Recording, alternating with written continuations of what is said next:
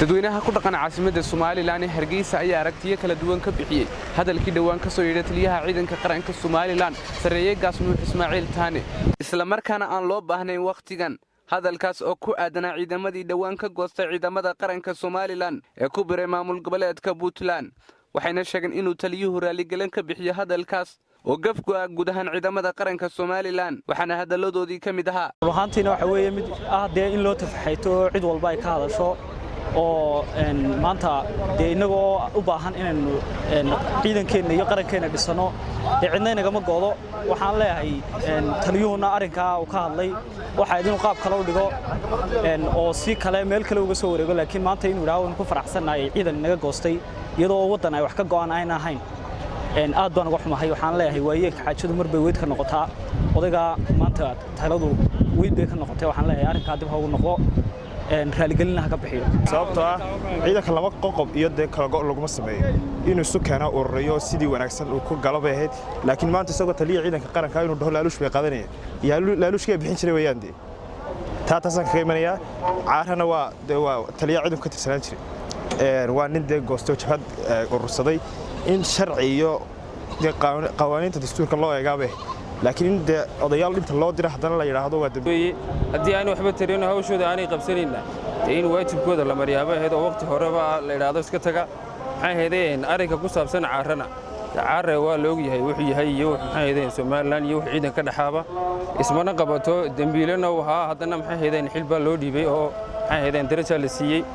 marka waxaan leeyahay arinka taliyuhu inuu raaligelin ka bixiyo arrinka maxay heedeen caarana waa in maxay dib looga fiirsado oo loo eego sidoo kale waxay xukuumadda u soo jeedeen inay wada hadal iyo tanaasul lagu dhameeyo arrinta Korneyl Caare ayaa waxay yiraahdeen salaamo hore TV-ga bulsho magacaygu Axmed Maxamed Maawel haddaan arrintan ka yar hadlo taliyaha hadalkiisa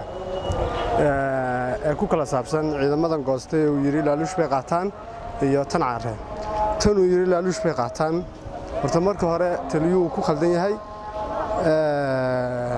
laaluushkana hadda isagoo duusin jiray hore inuu uga baaran degay ahayd iminkana uu diiday marka taliyuhu taa uu ku khaldan yahay bismillaahir rahmaanir rahiim adan ka hadlo arrinkii uu ka hadlay jarnaal taliyaha Sareeye Gaas Nuux Taan taliyaha ciidanka qaranka Jamhuuriyadda Soomaaliland waxaan u arkaa inuu ku saxsan yahay horta dadkeenan runta waxa loo yaqaan waxaan runta garan waa laga naxayo runta qofka sheega waa si taliyahana ma dhaliilayo waxaana ku dhaliilahayn maanta sigiiba taliyaha ciidanka militariga dawladdeenu hadii ay maanta goosatay baran Soomaaliland iyo guutadii 170 baan filaya horta kale dalka isu tanaasul maslaxaad iyo cadaalad u baahan yahay hadii aan halka ra'yiga ka dhigto waxa weeye horta marka hore sideedaba politicianka siyaasiga ah iyo media ayaa isla ciidamada arrinkoodu waa inoo secret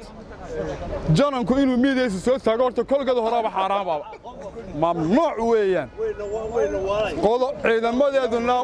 waa muwaadiniin qarankooda difaacaya yaan loo ekaysin loo shineel bay u ekaanayaan caloosho shaqaystaan lacag ku shaqeeyo u ekaanayaan no way xaq bay u leeyihiin cashuurteena weeye marka jalanka aad baan uga xumahay media uu soo taagay muwaana mamnuuc in ciidamadu ay media isticmaalaan mamnuuc weeyaan iyadoo sulx lagu jiro oo sulxii madaxweynuhu inoo sheegay inuu khayr ku dhamaanayo oo dhowr jeer madaxweynaha Soomaaliland Muuse Biixi Cabdi oo dhowr jeer ku celceliyay wanaag bay ku dhamaanaysaa waliba imika uu soo xajay ayaa haddana balaag hadalkiisii ergana ay maqan tahay iyadoo wali la is arag inuu jalo ka dhex tooso ayaan taasina waa qalad kale waxaan leeyahay Soomaaliland ha saf garato guul bulsho guul Axmed Maxamed Cumar Axmed wararka telefishinka caalamiga ee bulsho Hargeysa